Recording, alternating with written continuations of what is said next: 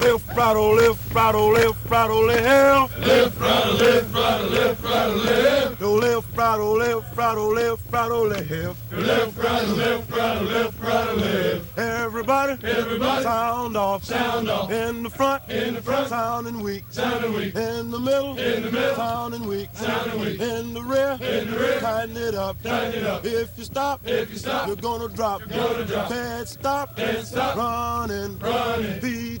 PT, so good, all the way, all the way, all the way, all the way. Lift, rattle, lift, rattle, lift, rattle, lift. Lift, rattle, lift, rattle, lift, rattle, lift. Lift, rattle, lift, rattle, lift, rattle, lift.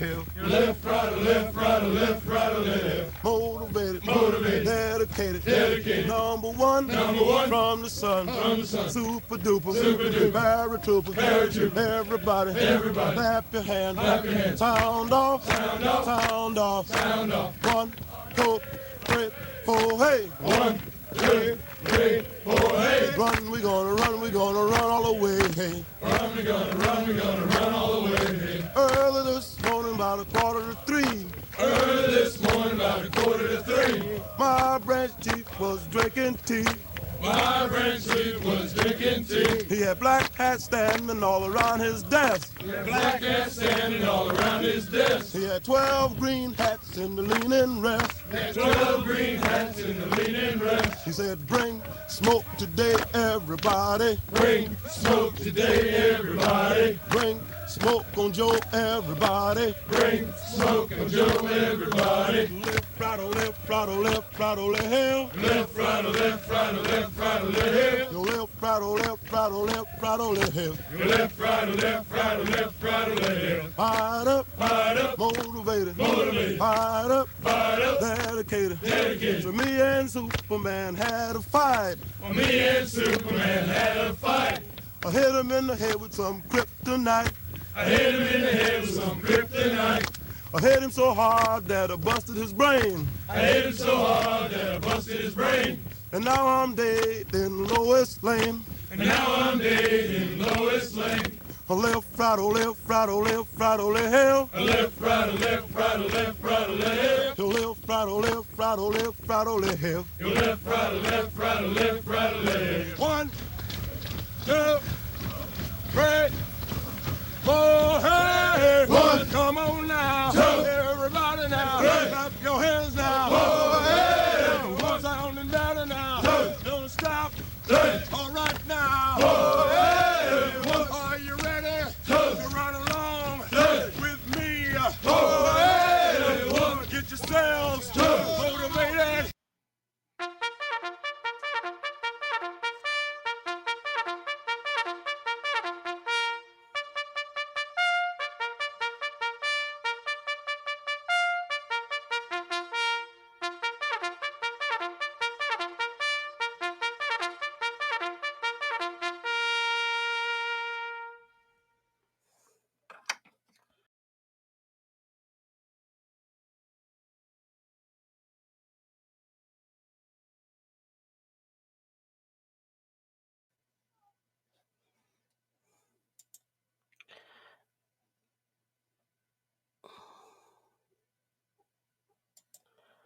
Good morning.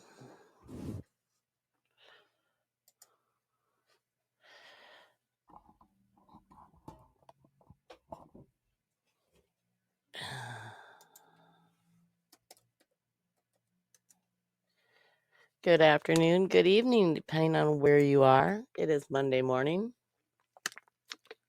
It is Wake Up Reveille.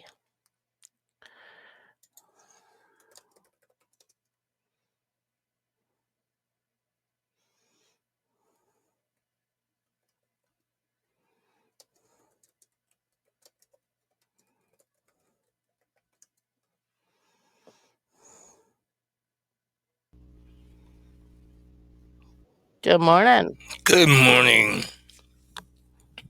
How the heck are you? Better. I literally spent all weekend just about sleeping. Well, that's okay. It was Mother's Day. You're loud.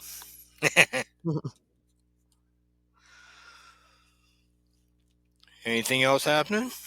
That was literally all that happened, other than we have a pool that is spontaneously creates leaks. So I'm watching I have the glue to fix it, so I'm watching the kids grab little. It's like watching an old show, like an old Lucille Ball, Yeah. because it'll have a leak all of a sudden sprung out from the side of the pool. It's old. This was the last year for this pool, and they'll grab like a little container and prop it up next to it to hold the leak.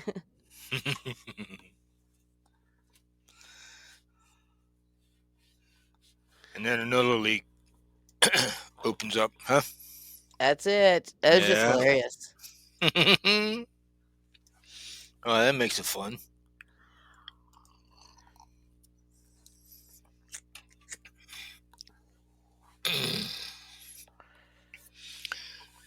So we had what, 23 listeners last week? We did. Wow. And we have 8 live right now as we're speaking. Woohoo! Good morning, people.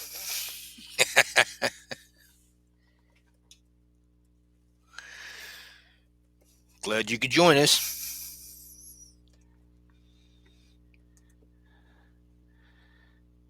Questions? Not yet. Okay. The chat is always open. The call-in line is always open for anyone who wants to speak. We're more than welcome. So I thought we'd add a little segment in today. Okay. Being Armed Forces Week. And talk a little bit about events that happened happened this week in history. Oh, that's interesting.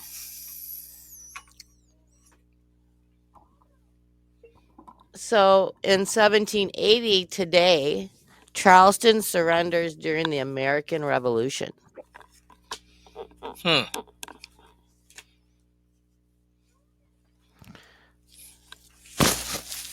And let's see here. Another big event, well, you studied it for a little bit in school. In 1846, the Donner Party departs for California.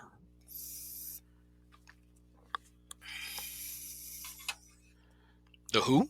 The Donner Party. Okay. So you don't remember what the Donner Party was? Nope. All right.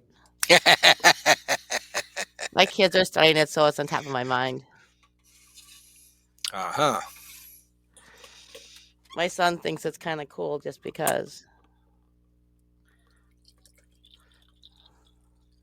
So the Donner Party is kind of an interesting thing. So they're a group of 87 pioneers set out from Independence, Missouri, heading west on the California Trail in search of a better life. Mm-hmm. It was led by George Donner and James Reed, and they were part of the westward expansion during the America's Manifest Destiny era. Mm-hmm. Are they the ones that got stuck in the Sierra Madres?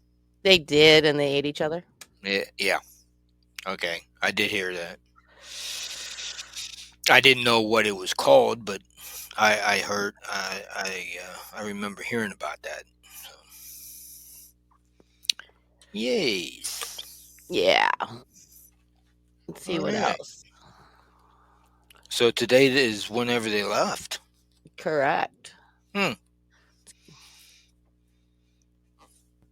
Wow. Little history. Yeah. So another interesting one is the Berlin blockade was lifted in 1949. Mm-hmm. And then one of the attempted attacks on Pope John Paul II in Fatima happened.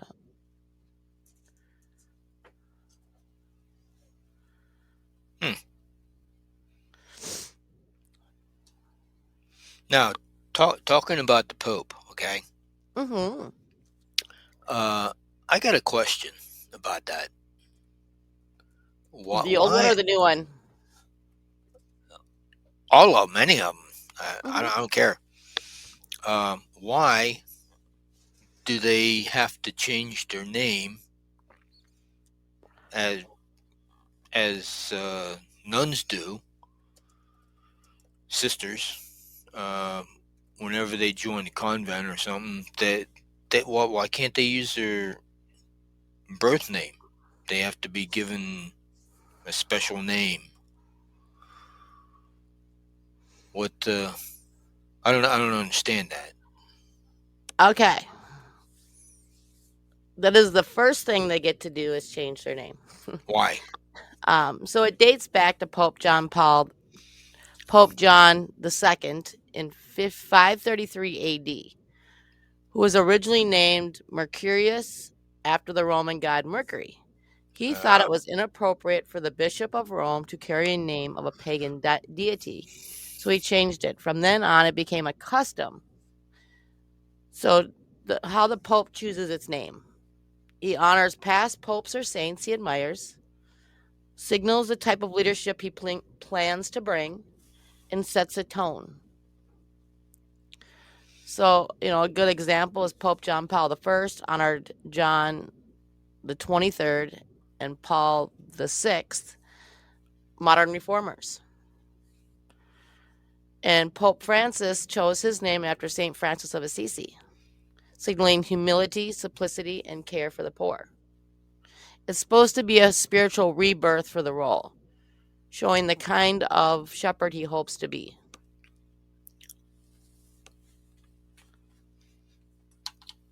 It's basically like you're starting over. You are no longer who you are. It's kind of like when you get married if you're a female. well, you don't have to change your name. I didn't, but some people do. Mm.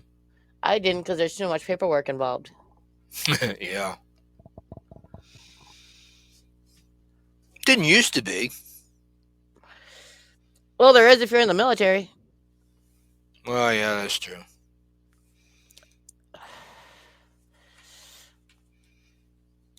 Then you had to order all new patches and, Yeah, you got to change everything.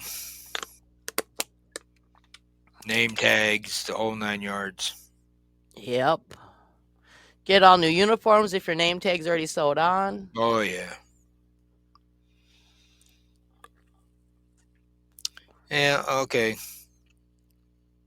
Becomes a royal pain in the butt.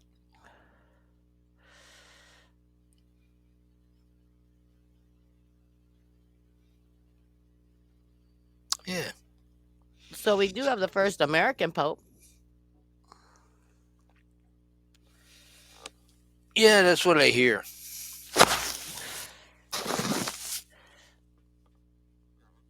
But what's interesting is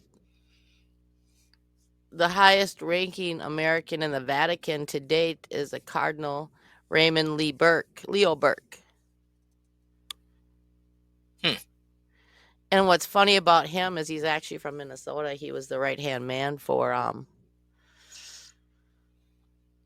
Pope John Paul II. Mm. But he's not in running for the Pope.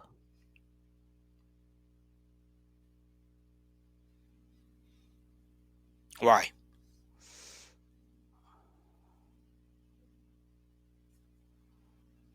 His decision or everybody else's?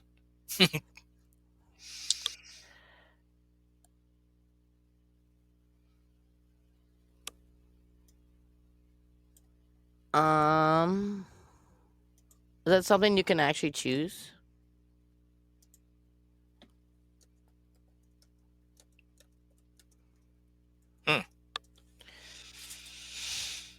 That's a lot of responsibility. I don't think I'd want it. But yes and no. I mean, when you're looking at it, it's the calling.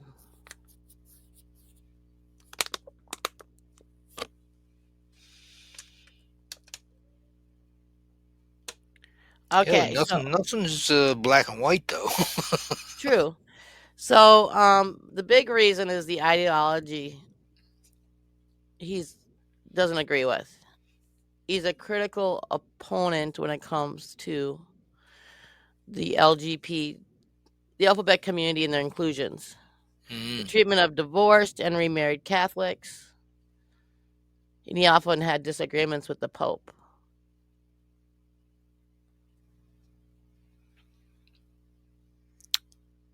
Sort of like an XL with the on base. Yeah, basically. And then he got revoked and lost some of his positions because he didn't agree with the old Pope.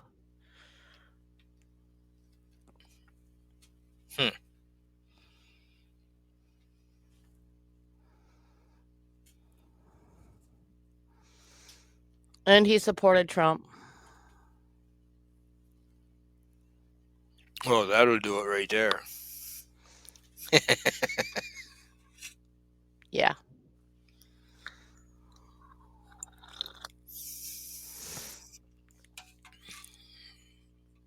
It's crazy.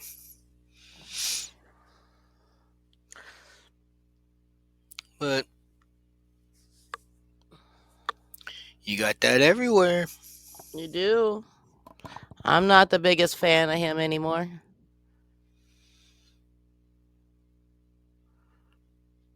Yeah, neither am I.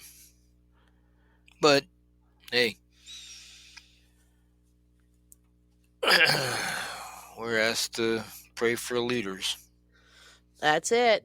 You know, I was watching a show on Netflix. It's this little series from, I want to say either Japan or China. Not 100%. I love a lot of their series, their shows. Well, most of them aren't in English; they're dubbed. But this one's something. What is it called?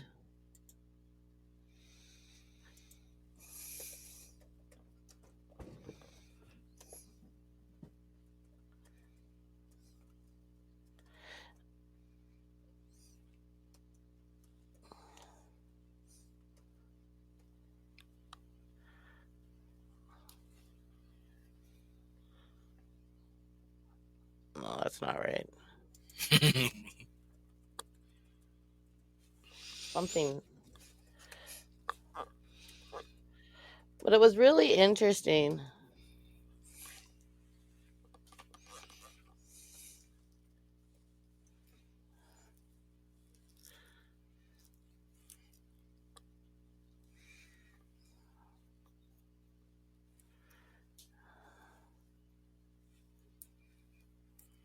Yeah. Give me a minute.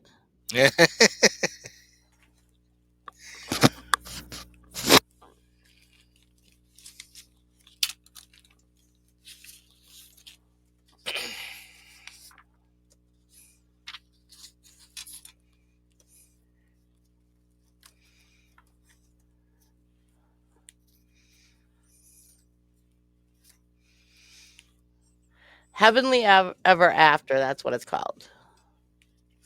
And it's about a husband and wife. The husband was paralyzed. It's Japan. And when they go to heaven, he dies, then she goes and dies. And they're reunited in heaven. And he comes back as a young man into heaven because you get to pick your age. And she comes back as an old woman. And it talks about reincarnation on top of it all. It was really kind of interesting. It's really kind of a cute show. And how, you know, just because you go to hell doesn't mean that's where you're staying. Purgatory? No, you go through, depending on what crimes you committed, you go through your punishment of hell. And after you go through your punishment, if you've redeemed and fixed yourself, then you have a chance to go to heaven. and hell is based on your sins and who and you. It's really kind of interesting.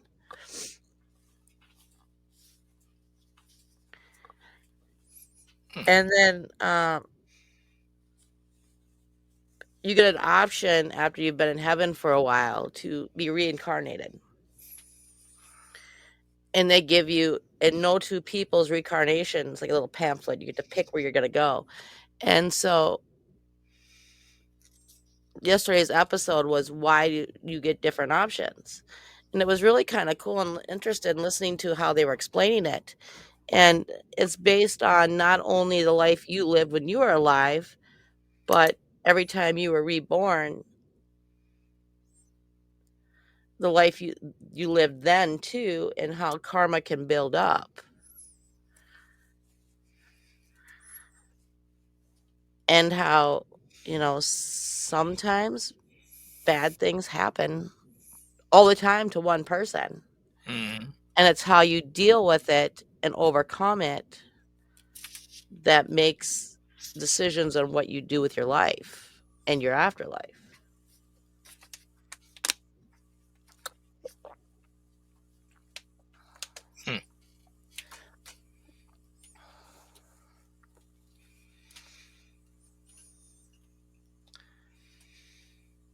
And it's kind of a really cute show. Something your wife might like. And what's it called? It's called Heavenly Ever After. Heavenly Ever After. And it's on Netflix.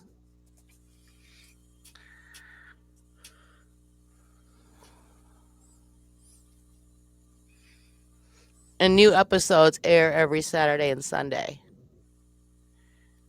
And like, this lady was just, so her husband got into a car accident when she was young. And so she became a loan shark, I guess you could call it. And so she'd have to go collect money from everybody. And so she didn't lead the best life, but she left a decent life. Like, some of her people, if they died, she would pay for their funeral and didn't always go after their debts, things like that. It was really kind of cute. But like, she befriends a pastor that she's forced to go to because you get so many little grape cylinders for every time you screw up in heaven. And so part of her penance to help her overcome was supposed to go see this pastor. And he ended up dying when he was 5 years old. And he became a pastor because that's where he died, was in front of a church. He froze to death, basically, because he was abandoned. And it's going into this whole new area of, how this pastor, every time something good happens, something bad happens. So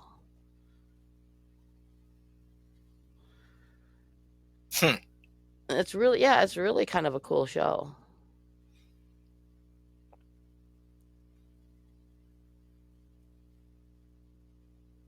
Sounds like it could really mess somebody up, though. It can. Thinking wise. It can. It starts ending you into loopholes and like understanding things a little bit differently.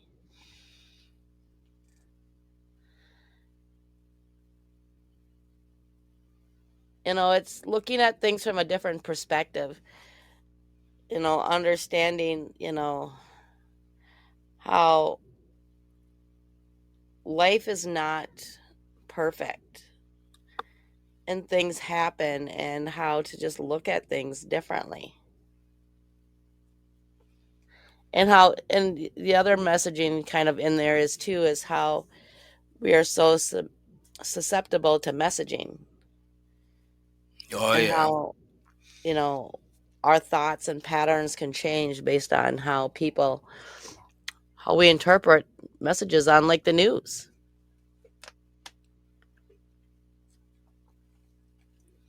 Yeah, I try not to watch the news. It brings you down too much. You know what I found out about me? I'm an introverted extrovert empath. Okay, I can see that, but you want to explain that a little bit more?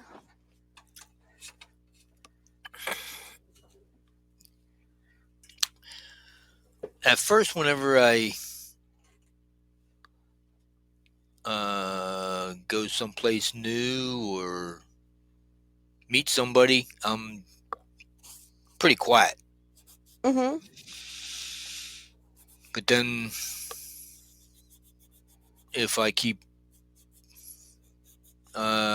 seeing them or going same places that they go to or something, or they ask me to help out or hang out or whatever, and I start opening up a little bit. But the more I am around like a group of people, I open up a lot more, and I'm an empath, so I can actually feel what they're feeling, and I usually tell them things they didn't even know.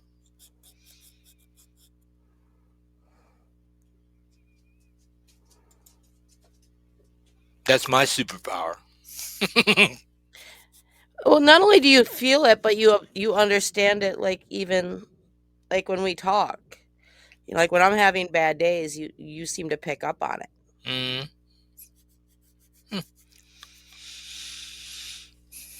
You could say that, I guess.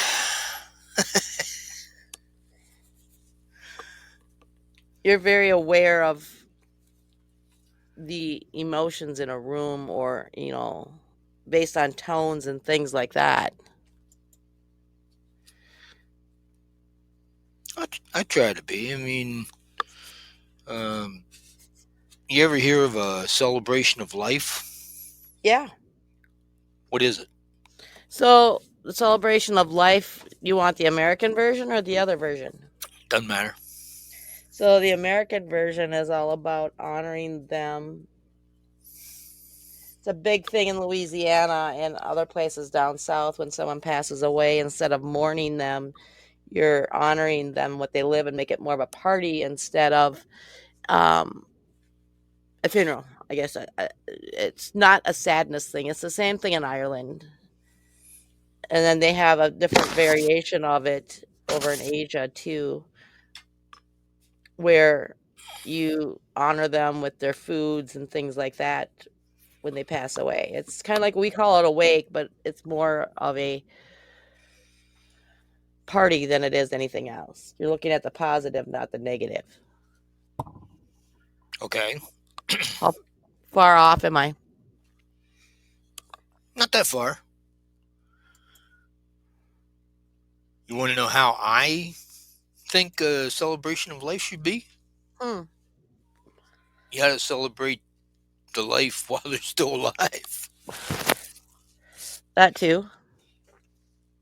I mean, after all, life is a precious gift, and it's a journey filled with what do you want to say? Opportunities to rejoice and make memories. Hmm. And as our daily lives go on, we often forget to stop and just simply enjoy the moments.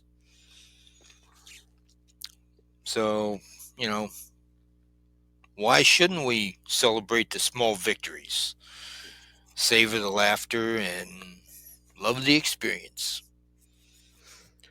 That's true. And the sad part is that we forget that so much. We focus so much on everything we need to do and not what can we do. Yeah. So, I try to encourage people. I mean, I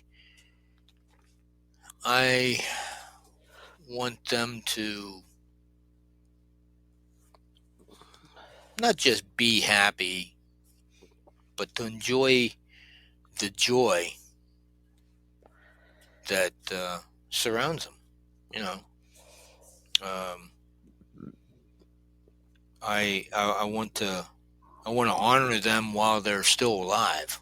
because all too often we go too fast, and like the Christmas present spirit says to Scrooge, there's never enough time to That's say or true. do everything we want to get out, you know? And that's the sad part is we really didn't learn from COVID. We were in isolation, and so many of our family was stuck in like nursing homes. We couldn't visit, we couldn't see anybody, you know. Right. And we haven't changed much.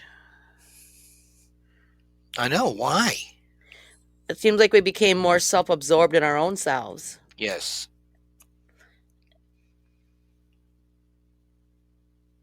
And we let fear push us more than anything else. And that's the scary thing about it is, we've seen more cases of kids running amok and parents not involved than they should be. And we're spending more time glued to our phones and electronic devices than ever before. Yeah. People are walking out in front of cars while they're looking at the phone. Yes. They're not paying attention. I mean, come on, people. They fall downstairs in manholes and things like that because you're so absorbed in your stupid phone. Yeah, you're not paying attention. You got to be aware of your surroundings. as military people, we know that. Yes. Trying to get somebody else to understand that's a different story. Until they actually walk into a lamppost or fall down a manhole. I'm actually training my kids the ancient state of Hakalau, or called the learning state. It's now becoming popular to help them build their peripheral view so that they have that state of awareness. Mm-hmm. We turn it into a game, but when we go to the grocery store, they'll notice things around them more than the average kid does. Well, Yeah. that and the fact my kids don't have cell phones in public. My daughter has my phone she'll use in the car just because being in the car for her is anxiety. Riding in the car is anxiety for her? Mm-hmm. Wow.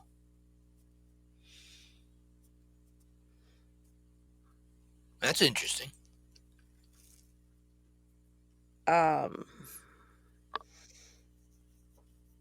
Yeah, she gets really nervous in the car.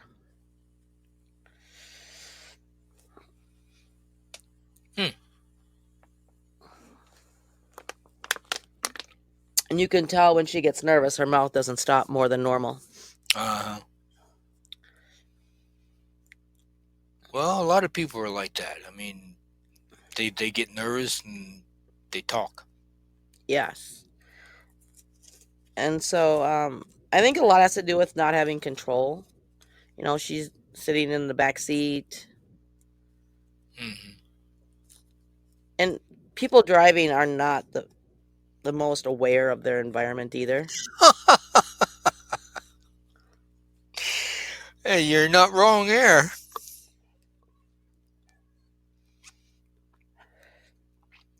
Whoever thought it was a great idea to eat as you're driving, like spaghetti or food, real food, not just a sandwich. Or put your makeup on. Yes. What is wrong with these people? Good night. I saw one guy. He had his phone on his dash, Mm-hmm. and he was watching a movie while he was driving. What is with that? I don't know. We have audiobooks for a reason. Yes. Or if you're going to watch a movie, don't do it in a moving vehicle. Right. Do it at home. Yes. People No, it's just like stop amazed. signs are not a reference. They're a thing. Yeah.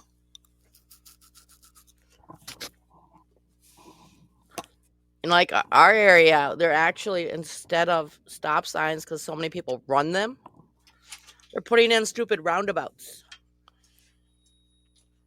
Oh, I hate roundabouts. Oh, I hate them. They're a great idea for people like DC when you have 3 or 4 lanes and you have to. But when you're at a four-way stop, a roundabout's stupid. Yeah. And we've got one, it's really dumb. So literally, we've got one that takes you off the highway, and then another road takes you to the train, by the train tracks. Mm. And so the big problem they had was, instead of adding a lane in,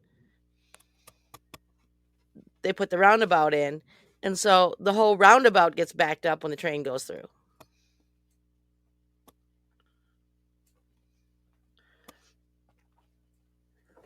Because you can't move. The train's going through. It's like the dumbest thing I've ever seen.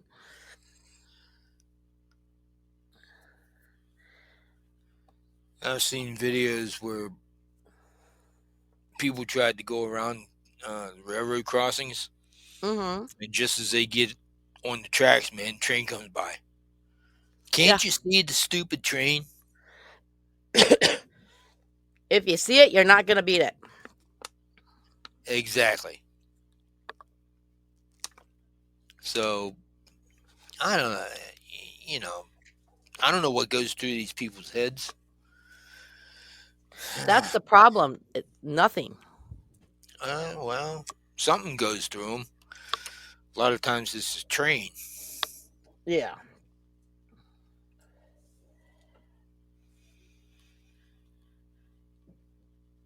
So those of you who are listening to us, don't cross the train tracks.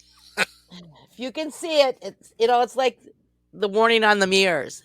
The object may be closer than it appears. Yeah. If you can see it, you're not gonna beat it.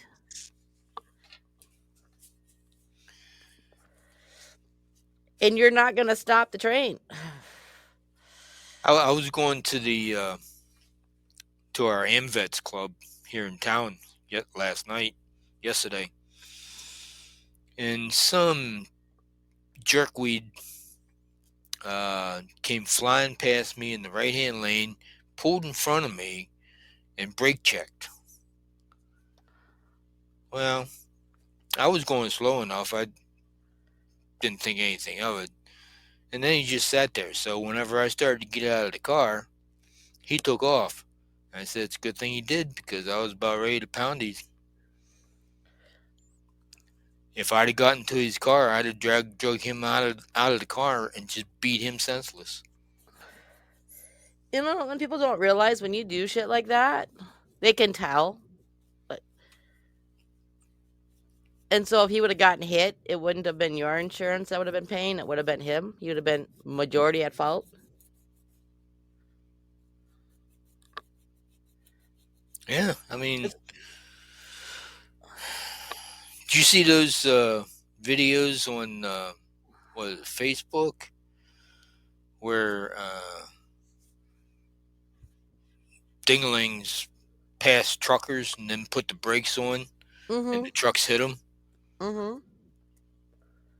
and they get out and say, I'm gonna sue you for everything I got and all this, that, and the other thing. And the trucker says, well, that's fine. Go ahead. I got a dash cam. Yeah, most trucks have dash cams now. I shut him up. He got. You'd think people would learn. You'd think they'd know that. No. But most of them don't care. It's like our common sense went out the window with electronics and COVID.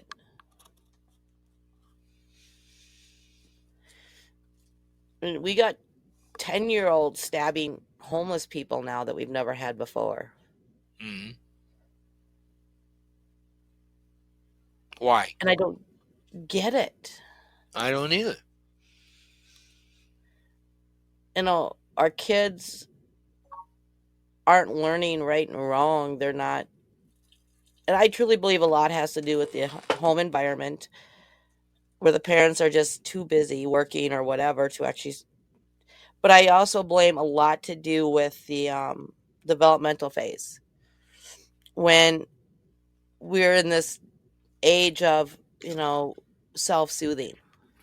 You don't Mm. hold the babies anymore because it teaches them to be spoiled. And you leave them up to their own devices and, make them cry themselves to sleep. And where science is proving that the empathy part of the brain does not develop as much and as fast as if you're held and played with. We're giving kids cell phones in the grocery stores instead of being interacted with. Yeah. And so these kids are not developing that empathy.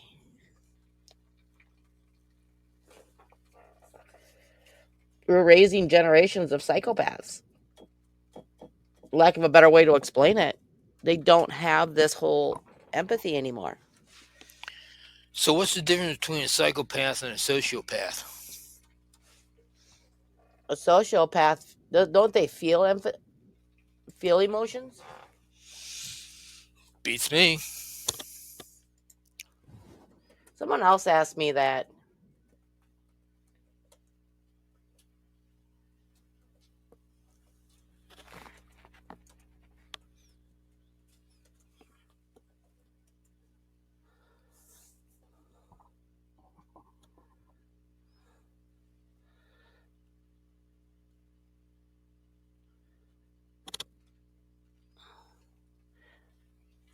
So a psychopath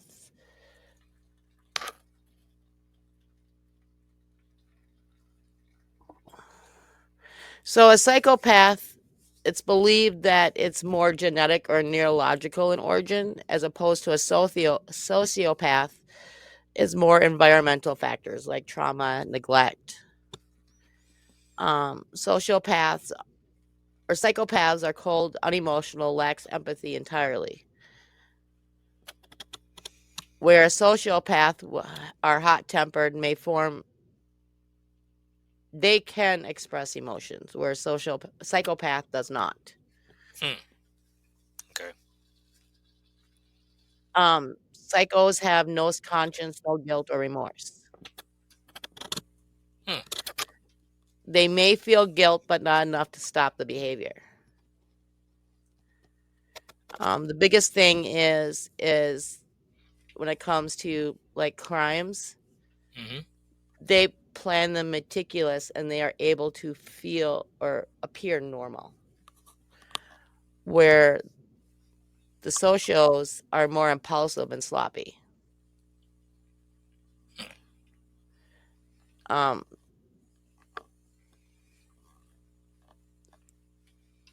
a psychopath is cold and calculating, and a sociopath is angry and impulsive.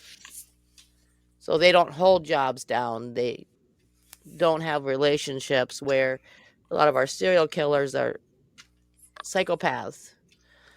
They're married, they have kids, they can follow social norms. Okay. Hey, hang on a minute. I got to do something.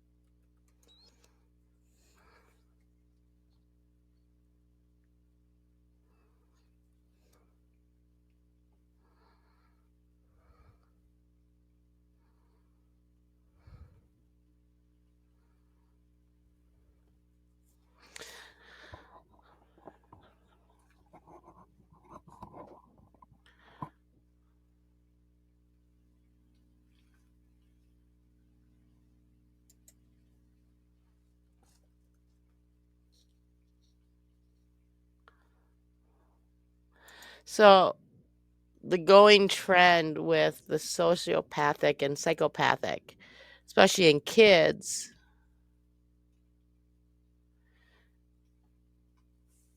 is kids tend to be more sociopathic with impulsivity issues, poor regulation. And a lot has to do with unstable environments and trauma filled, especially when it was inconsistent discipline. They're filled with anger and defiance, doing dumb shit and risky behavior.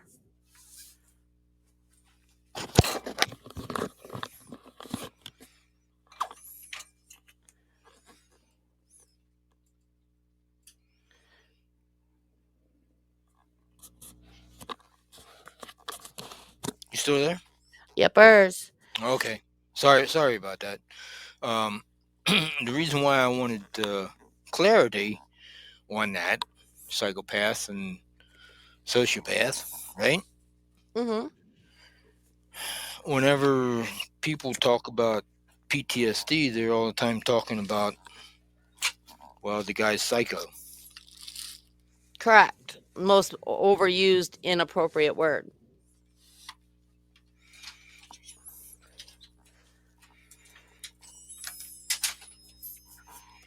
Right. So they're not psycho. I mean, PTSD is not, I guess, I don't know. Yes and no. Know what I mean? And it depends too, like, so PTSD is not the same as psychopathy or psychiatry or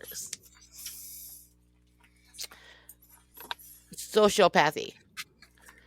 It mimics similar traits, and that's why they call it psycho. But the thing is majority of the time the issues are caused by trauma. Mostly combat, but sometimes it doesn't. It could be, things that happen, and then we got to look at too, is it a flashback when these things happen? Right. And the one way I've looked at a flashback, and this is where I've learned a lot when it comes to like autism, is it's kind of like a meltdown. It is a meltdown. It is in an adult. But the difference is that with a meltdown, you have no control over your body. It's basically like a seizure. That's a lot to do with PTSD and a lot of things that a veteran experiences. So when they're in a flashback, their brain is basically, they're seeing pictures of an environment that they're not in, and they're reacting based on that. So they have no control over what's going on around them. They don't hear anything that's going on around them. And after it's done, or things that happen, an individual, a veteran, still feels that empathy. And often even deeper. Mm-hmm. And the other, another thing is the intent. So behavior done, especially with PTSD, is not calculated. It's not cruel. It is literally reactive behavior.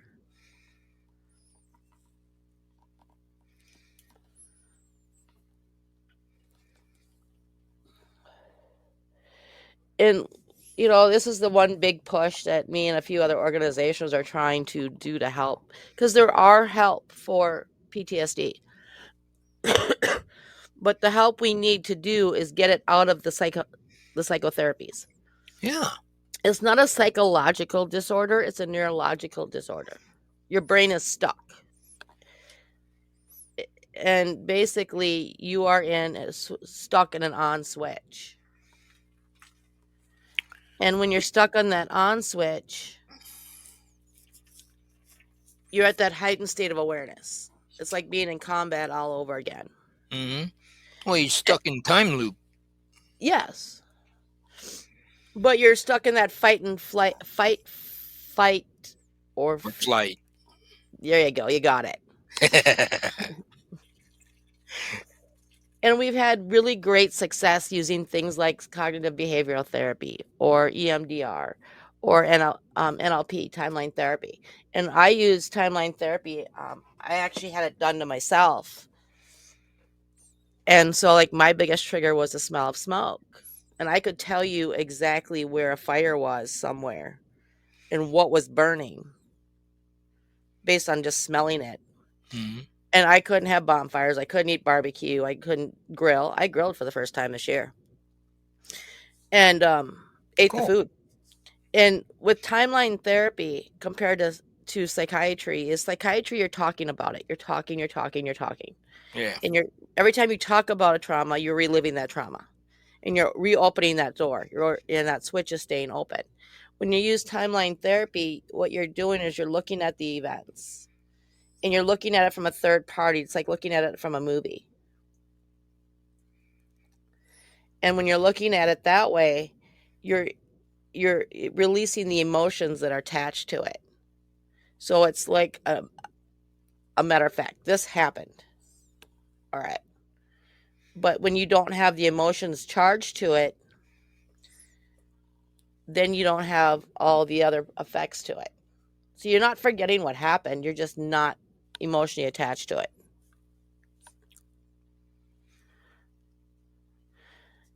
And a lot of times, you get the opposite effect too, where you're withdrawn and you're numb. And you're told you're cold or callous or, you don't care. hmm Yeah, I've been told that. It's like the hypervigilant. We were talking about that earlier, being aware of your surroundings. hmm We're working on creating a new, using anchoring systems to create, most people tell you, and a lot of people, what they'll do is they'll turn it off and they'll block it. And this is where I'm not the biggest fan of EMDR, because instead of understanding the events, you're eliminating the emotions to it. What you're doing is you're just deleting that memory. So your body still feels all those things, but now you don't know why. So it makes it even worse. Yeah. And so what I've been working on with some specialists is creating an anchoring dial. So like when you're in certain environments, you can turn it down. So you're still aware, but it's not as extreme as it is. Or you can turn it up. Like I need it up at times because, my kids are monsters. They're not bad monsters, they're just monsters.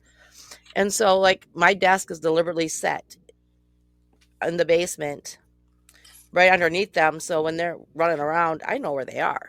hmm Or like when you're in the grocery store, you need to have that little bit of awareness because you just don't know. Why, good morning, Ron. Welcome back from your vacation. Well, thank you very much.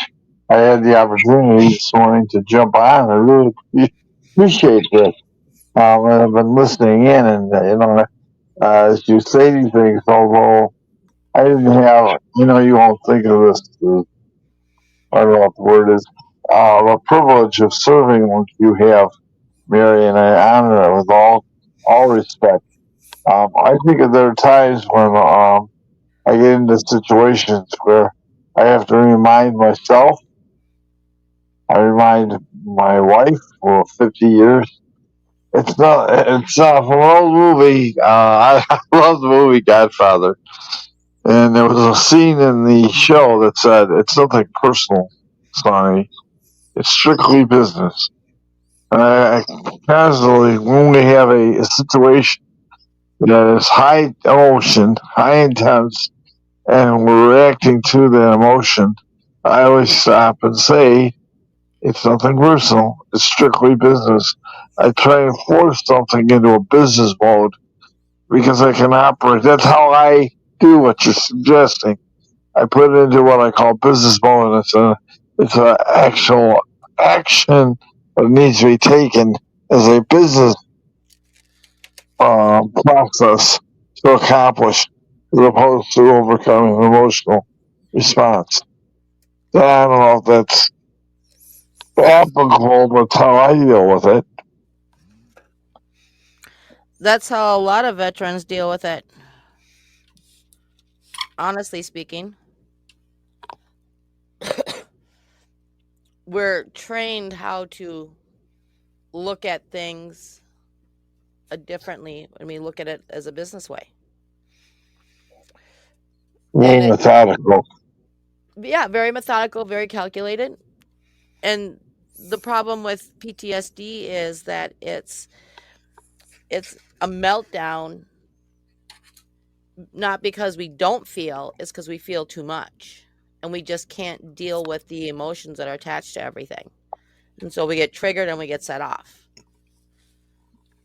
My dealing with it is I run my mouth.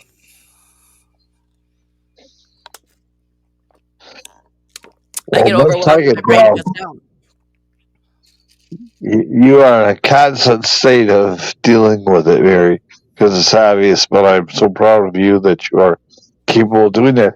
I'd like to offer there really is one more other way of helping, and another tool. It's not a tool, it's part of my life. Is in our faith, in my faith, I've come to rely totally on trusting that the Holy Spirit is going to intervene. Before, during, and after the cruise, we've had some real issues. By the way, I came out of the cruise having some issues myself. Having dealing with after my stroke. I'm going this week or next to the throat pathologist, trying to get him work on my throat so right now I'm choking. And I have to deal with it. I'm mentally sharp and physically well, but it's hard to talk. So appreciate your being patient with me, but it's something that I have to deal with, overcome. And it's not unlike someone who has to deal with something that's you're constantly reminded, but you have to stay in control. And between my faith, my wife, and people like yourself, Mary, that force me to control or find a way to control it. You in my life makes an incredible difference. And I think everybody needs someone in their life to help them to accomplish that.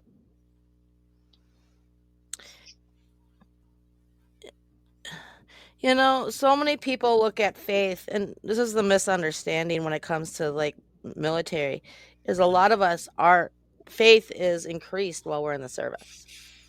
And people who have faith in a higher power, because that is the cool part of going to boot camp and things like that, is that you get choices now that you didn't used to get, but you get options to go to different religious services to learn about different religions. If you're Catholic, you're Christian, non-denominational, Gideon, Muslim, Jewish, you can explore other religions and learn. And I did. Well, like the old adage, okay? Yeah. There are no atheists in the foxhole. Exactly. Amen. And, people who have a faith and it increases while you're in the military have less chances of, or the amount of trauma problems out of the service decrease. Because people call it a crutch, but really it's not. It's just, it gives you something else. You get a life preserver. Yes. Pretty much, yep. Well, it is a life preserver because we are sailing on the sea of life. So we need a life preserver. I like that word.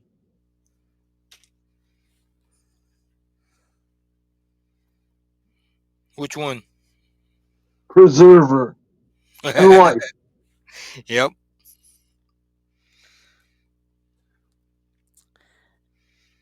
I truly believe when started with Obama and really kicked in with Biden, when we started eliminating the Bibles and faith in the military, that's where we have a lot more trauma and a lot more problems than we did before.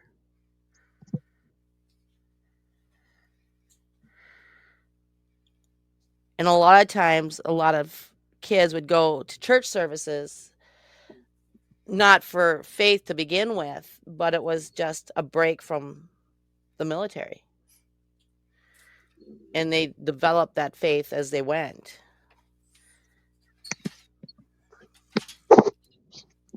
I went to church to get out of cleaning the barracks.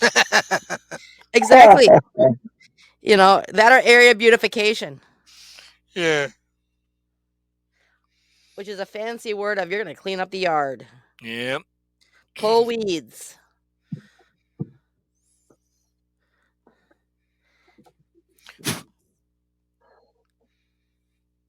But you got something more out of it than you thought you would even though you used it as an excuse to get out of something else. True. And does it really matter your reason why you started, as long as you got something out of it? Well, it's like a child. I mean, they pick up on things that you didn't think they'd pick up on, and you pick up on things that you didn't think you'd pick up on. That is true. So, It's all double-edged swords, and you just never know how, things go. Yep. And understanding faith and why it's so important. And it's just believing in something other than yourself. Like some people will tell you, well, I don't know how to pray. Well, I go, what do you say to yourself in your head? Now just say it out loud. Confession is basically all the words you say in your head out loud. Nothing about prayer is you actually listen. Listen for the Spirit to speak to you. And would be surprised how often He is. And you find that out when you really learn to understand and hear Holy Spirit speaking to you. It happens more regularly. And you get more guidance than you ever thought you could have. I just was never a person. I believed in God. And before I understood the relationship that I have with Christ today, I didn't know that He was talking to me. I hoped, I use the word hope, which I'm the president of the foundation called Hope. Back those days, it was a hope. And now I can say that I know. And right now, it's really hard. When I had my stroke 4 years ago, it affected a lot of things. It affected my throat, from breathing, swallowing, I choked. That's why I got to go back to the doctor. So right now I'm having a little trouble communicating. But I still want you to know I hear what you're saying today. I pray that everyone will find peace and a sense of tranquility that allows you to move and maneuver in your circumstances of the day and with interactions with family and friends. That's my prayer. It's awesome. And you never realize who your support system is. Just reaching out, you'd be amazed how many people are out there that really want to help for the right reasons. And all you have to do is ask. That's it. You have to ask. Ask and you shall receive, but a lot of us don't like to ask. You know what I mean? Well, and that's, a lot has to do with, we have this misguided misconception about how, asking for help is a sign of weakness. Yeah. And in reality, it's the opposite, it's a sign of strength. It Weakness is not asking. And I understand, with the VA and all the problems and all this stuff, you get tired of going through the cookie cutter approach and being told, there's nothing we can do to help you, or here's this drug and it'll make it all better. And try different areas. There are phenomenal programs out there that have no correlation with the VA and things like that. There is no one way to fix an issue. There are many different ways, and for each person, it's different. So you got to find what works for you and follow with you. Yeah, what works for me may not be what works for you. I mean, I can suggest something that would work for me, but if you try it and it doesn't work, it's not my fault. I mean, it's just you have to find out what works for you. So coming up on the website for this radio show, along with the Hope Collection, which sponsors the show, there will be a series of different directories for resources for help. And they will be from all different avenues that are vetted to be where they're actually legitimate, from NLP to timeline therapy to psychiatry to talk therapy, different avenues for help. That's cool. So it won't be a one size fits all, but so try them and see what works for you.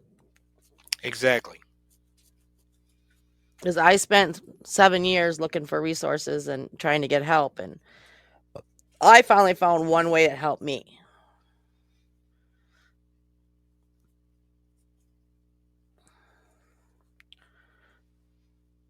So I'm putting a list together from all different things, even support groups. I met a great support group out of Chicago. It's a biker community. And it's just a bunch of vets getting together and just talking.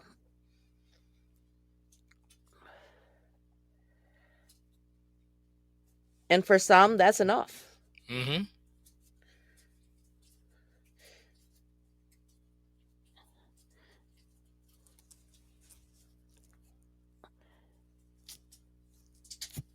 So we are over time for today. Yep. So join us next week. You never know where the conversation is going to take a turn. Amen to that. Yep, that was a fast hour. It was. Seems like it's getting faster.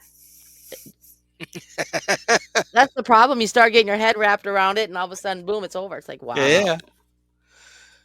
Start taking notes and bring it up next week. Mm-hmm. So have a good day, have a good night, and remember there are resources out there. So please reach out. You can follow us on the Skylar Network. And if you're looking for resources, follow us there, and there's someone available to reach out and point you in a direction you need to go. Exactly. So have a good day, have a good night, and we'll see you here next week. And join us tomorrow for Travel Tuesday. And following our Armed Services Week, we are talking about discount and free travel available to service members, current and former, and their families. Exactly. Yes. That's good. I'm going to send you tomorrow after the show a link to free cruises for veterans. Alrighty then. Among other things, different discounts to free tickets to different events, things like that.